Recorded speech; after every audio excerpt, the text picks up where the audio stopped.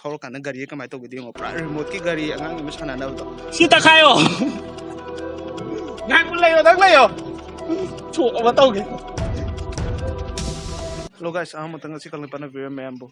tara nokchari aduga ngasi gi vlog si de khambra tu silai sigi jeep chi mata taw si jeep che pra modify taw bia ba taw re mo khoi ja do kai taw no kamai taw no kholi no changal leng je kai ma pa da taw khole do gari di khara di mo le ai chaka je pak lak pani no ko thora lak pa da du ge si di mo le top pa di phajar ne ngo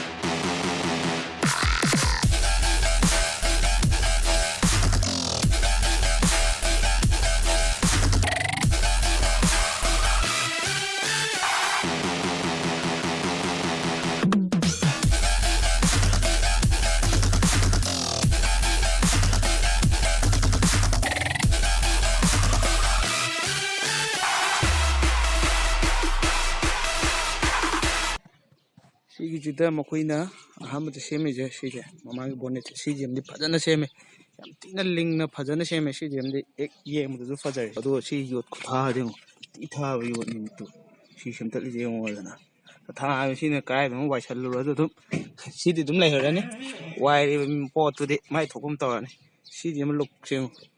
si di la sa tu la ga si luk si ma phajana phai aduga ani subdana makoi headlight che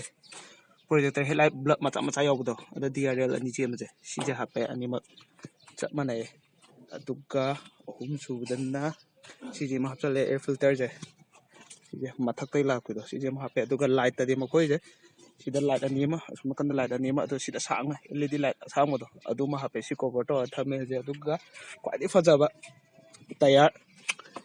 je de ngang ge luina roi tayar ti fajabini chor ti pak pani mui tayar aduga tayar gi ring ji ju alloy oideba alloy oida ta ju hek yeng ko look yam ti fajaba ta si ji naga ipik kapi ga ring ji tayar yam tha lai ja de khoi gi remote ki gari do adu do yam ti mal yam ti fajaba aduga tayar gi number to hi tayar moi happy tayar number ja sile 31/1050R15 look cheng ado tayar re hen to ko ne ba ma ga ta ge ron khonjale to lukching tayar kam ti pa ke smai yeng matam da to tayar ji da ge body je tayar na hen tok pane hen tok pe adu gi ne le khom body ka kapsale ko do yeng ma matam da luk ta ko ti phaja mi ngo pra aduga mathang gi makhon sem to ji na si gari je direct body je che se wang khala le body je tayar de aduna si gate mayam am lai jo ba si gate mayam lai si gi mathak thang khalak pa ji de ngo makhai luk je smai to lai si camera do origin look se daga khang de tayar ji fadar ko ring ga tayar am ti chanai ko ai de ring ne pitu pi ta tha law bu thor kana khol kana ko yem do ko look ti phajaw ja ne he san ga ilap ko lai da na in ge ba ko se no ma lai do kam ti phaja ge no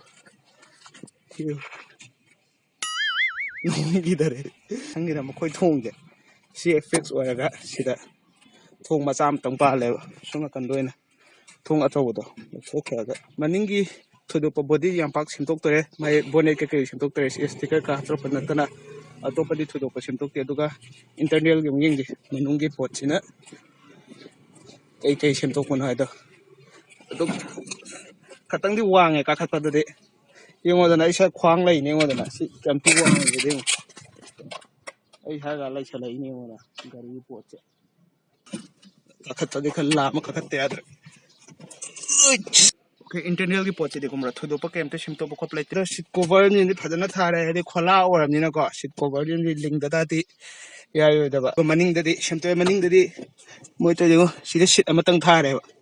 ꯁꯤꯠ ꯑꯃꯇꯪ ꯊꯥꯔꯒ ꯑꯁꯤ ꯃꯅꯤꯡꯗꯨꯗꯤ ꯁꯤꯠ ꯊꯥꯗ꯭ꯔꯦ ꯑꯗꯨꯒ ꯁꯤꯁꯦ ꯊꯧꯔ ꯈꯣꯠꯂꯒ ꯈꯪꯕ try ꯇꯧꯒꯗꯕꯗꯣ test ꯇꯧꯒꯗꯕꯁꯦꯀꯣ ꯀꯦꯃꯦꯔꯥꯃꯦꯟꯁꯨ ꯂꯩꯇꯦꯕ ꯑꯗꯨꯒ ꯍꯣꯔꯦꯟ ꯑꯩꯈꯣꯏ ꯕꯕꯥ ꯊꯧꯕꯩꯗꯣ ꯑꯗꯨꯗ ꯍꯥꯏꯐꯦꯠꯇꯪ ꯅꯝꯃꯒꯦ ꯈꯣꯠꯂꯒꯦ ꯀꯃꯥꯏꯅ ꯇꯧꯕꯅꯣ ꯈꯣꯠꯄꯅꯣ ꯑꯗꯨꯒ ꯂꯥꯏꯠ ꯁꯤꯁꯇꯦꯝꯗꯨꯁꯨ ꯀꯃꯥꯏꯅ ꯇꯧꯕꯅꯣ ꯈꯣꯠꯄꯅꯣ ꯑꯗꯨ ꯄꯨꯟꯅ ꯌꯦꯡꯉꯁꯦ ꯍꯥꯏꯗꯤ ꯅꯩꯌꯦ ꯑꯗꯨꯒ ꯏꯁꯩ ꯊꯥꯗꯔꯛꯄ ꯃꯇꯝꯗꯀꯣ ꯃꯈꯣꯏꯁꯤꯗ ꯁ꯭ꯄꯤꯀꯔ ꯑꯅꯤ ꯑꯃꯗꯤ ꯈꯤꯜꯂꯦꯕ ꯈꯪꯕ꯭ꯔꯥ ꯁꯤꯁꯦꯀꯣ ꯊꯤꯟꯊꯔꯛꯄꯗꯀꯣ ꯇꯨꯛ ꯇꯨꯛ ꯇꯨꯛ ꯂꯥꯎꯋꯦ ꯃꯩ ꯇꯥꯕꯤꯅꯦꯃꯤ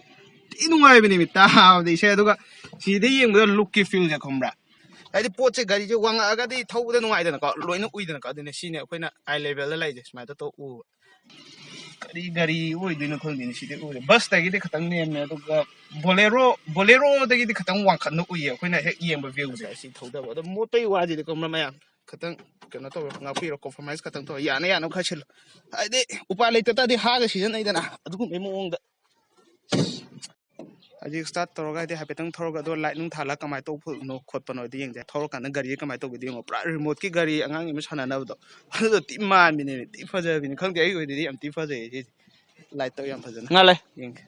ꯑꯗꯣ ꯃꯥꯒꯤ ꯂꯥꯏꯠꯁꯤꯅ ꯁꯤ ꯂꯩꯔꯦ ꯁꯤ ꯂꯥꯏꯠꯁꯤꯅꯦ ꯑꯗꯣ ꯁꯤꯁꯦ ꯈꯪꯕ꯭ꯔꯥ ꯅꯨꯡꯗꯥꯡꯗ ꯉꯥꯜꯂꯦ ꯑꯗꯨꯝꯗꯤ ꯉꯥꯜꯂꯦ ꯑꯗꯨꯕꯨꯀꯣ ꯌꯥꯝ ꯐꯖꯅ ꯉꯥꯟꯕ ꯍꯦꯛꯇ ꯂꯣꯏꯔꯕꯤ ꯈꯨꯡꯉꯥꯟꯗꯣ ꯑꯗꯨꯗꯤ ꯑꯣꯏꯗꯦ ꯑꯗꯨ ꯇꯥꯔꯁꯨ ꯃꯌꯥꯝ ꯅꯣꯔꯃꯦꯜꯂꯤ ꯉꯥꯟꯕꯗꯣ ꯑꯗꯨꯗꯤ ꯈꯤꯇꯪ ꯍꯦꯜꯂꯦ ꯑꯗꯣ ꯕ꯭ꯂꯕ ꯈꯔꯗꯤ ꯆꯥꯈ꯭ꯔꯦ ꯁꯤꯒꯤꯁꯦ ꯑꯗꯣ ꯈꯔꯗꯤ ꯉꯥꯜꯂꯦ ꯑꯗꯣ ꯁꯤꯗꯤ ꯐꯖꯅ ꯃꯊꯧ ꯇꯧꯅꯦ ꯑꯗꯨ ꯇꯥꯔꯁꯨ ꯂꯥꯏꯠꯀꯤꯁꯤꯗꯤꯀꯣ ꯅꯨꯡꯁꯥꯁꯦ ꯐꯖꯅ ꯁꯥꯔ ꯂꯩꯔꯕꯅꯤꯅ ꯐꯖꯅ ꯎꯔꯔꯣꯏ ꯑꯁꯤꯗ ꯑꯁꯥꯡꯕ ꯑꯃꯁꯨ ꯂꯩꯔꯦ ꯂꯥꯏꯠꯀꯤ ꯋꯥ ꯇꯣꯛꯑꯁꯦ ꯉꯥꯜꯂꯕꯅꯤꯅ ꯂꯥꯏꯠꯀꯤ ꯋꯥꯁꯦ ꯎꯔꯔꯣꯏ ꯈꯪꯉꯔꯣꯏ ꯑꯗꯨꯅ ꯍꯦꯛ ꯊꯧꯔꯀꯥꯟꯗ ꯃꯈꯣꯟ ꯅꯨꯡ ꯀꯃꯥꯏꯅ ꯇꯧꯕꯅꯣ ꯍꯥꯏꯐꯦꯠ ꯌꯦꯡꯒꯦ ꯃꯥꯏ ꯁꯥꯎꯟꯁꯦ ꯑꯗꯣ ꯃꯍꯥꯛꯀꯤ ꯁꯤꯂꯤꯟꯗꯔꯗꯨꯗꯤ ꯈꯪꯕ꯭ꯔꯥ ꯃꯣꯗꯤ ꯇꯧꯗꯦꯕ ꯃꯁꯥꯏ ꯀꯝꯄꯅꯤꯒꯤ ꯑꯣꯏꯕꯅꯤꯅꯀꯣ ꯃꯁꯥꯏ ꯁꯥꯎꯟꯗꯣ ꯑꯗꯨꯝ ꯂꯩꯔꯅꯤ ꯑꯗꯨꯒ ꯒꯥꯔꯤ ꯌꯥꯗꯕ ꯈꯣꯠꯇꯕꯒꯗꯤ ꯁꯦꯝꯃꯒꯗꯤ ꯅꯨꯡꯉꯥꯏꯔꯅꯤ ꯖꯛ ꯅꯨꯡꯒ ꯀꯥꯞꯇ꯭ꯔꯁꯨ ꯁꯤ ꯇꯛꯈꯥꯏꯌꯣ ꯉꯥꯏꯍꯥꯛ ꯂꯩꯌꯣ ꯅꯪ ꯂꯩꯌꯣ ꯊꯣꯛ ꯑꯃ ꯇꯧꯒꯦ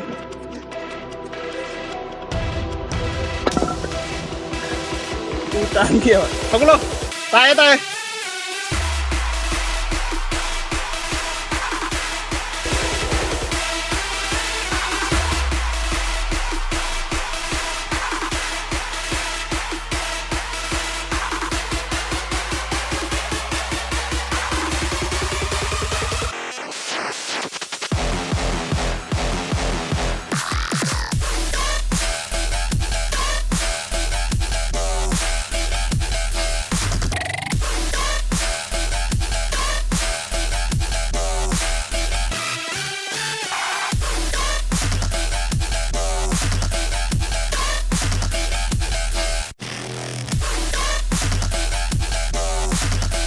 ꯑꯣꯀꯦ ꯏꯁꯩ ꯊꯥꯔꯒ ꯁ꯭ꯄꯤꯀꯔꯁꯦ ꯀꯃꯥꯏꯅ ꯇꯧꯅꯤꯡꯁꯦ Bluetooth ꯁꯝꯈ꯭ꯔꯦꯁꯦ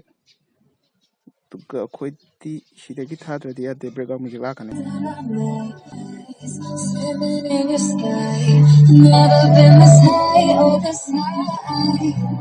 You feel like kryptonite, sparks brighter than a ray, reflecting in your light. You'll be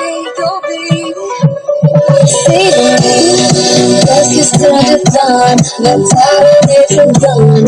Find peace in your eyes. ꯑꯗꯣ ꯃꯣꯏ ꯁꯤꯒꯤ ꯊꯥꯡꯒꯠꯄꯁꯦ ꯌꯥꯝ ꯊꯤ ꯂꯥꯏꯑꯦ ꯑꯇꯩ ꯀꯩꯝ ꯁꯦꯝꯗꯣꯛꯇꯦ ꯇꯨ ꯁꯤꯒꯤ ꯁ꯭ꯄ꯭ꯔꯤꯡꯁꯦ ꯁꯤꯁꯦ ꯍꯥꯞꯄꯤꯅꯦ ꯃꯃꯥꯡꯒꯤ ꯁ꯭ꯄ꯭ꯔꯤꯡ ꯑꯅꯤꯁꯦ ꯁꯤ ꯍꯥꯞꯄꯦꯗꯅꯀꯣ ꯑꯗꯨꯒ